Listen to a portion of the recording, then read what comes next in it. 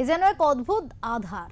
এই গরমের মধ্যে ও ঘরের ভিতরে সাপ পোকামাকড়ের সঙ্গে মোমবাতির আলোকে সম্বল করে পড়াশোনা করছে এক রক্তি ও তার পরিবার।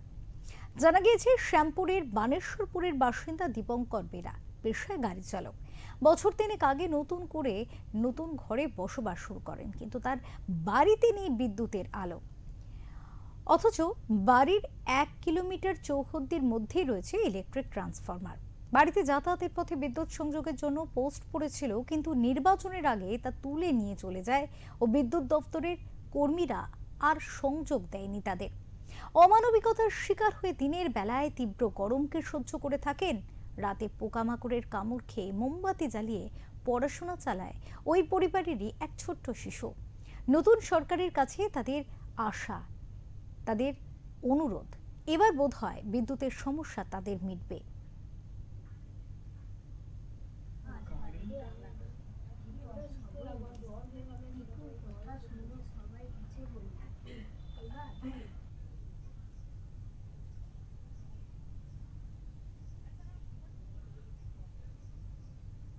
একটা 1.5 বছরের বাচ্চা, একটা এই 9 বছরের বাচ্চা নিয়ে খুবই অন্ধকারের মধ্যে, মানে অসুবিধার মধ্যেই আছি এখনো পর্যন্ত। মানে 2.5 বছর এসে গেলাম এখানে, এখনো ইলেকট্রিক এখানে আসেনি। কোথাও আবেদন করেছিলেন? আবেদন করেছিলাম মাননীয় মুখ্যমন্ত্রী মমতা বন্দ্যোপাধ্যায় যখন ছিল, ওনাকে আবেদন করেছিলাম।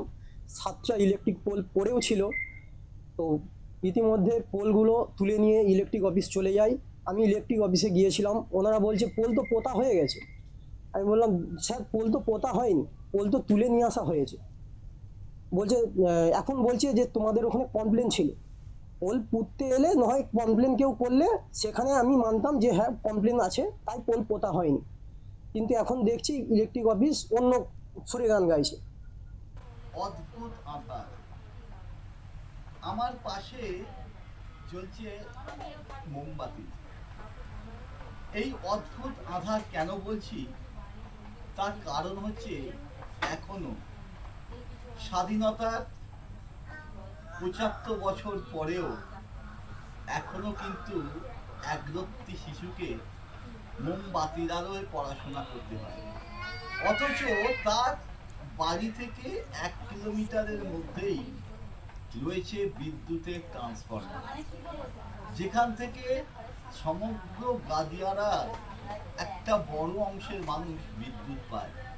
কিন্তু এই একরত্তির বাড়িতে এখনো বিদ্যুৎ পৌঁছয়নি। আইনি জটিলতা এবং টালবাহানার মাঝখানে এই গরমের মধ্যেও সাপ খোপের পাশাপাশি তাকে পড়াশোনা করতে হচ্ছে, যাকে অদ্ভুত আধারই বলা যায়।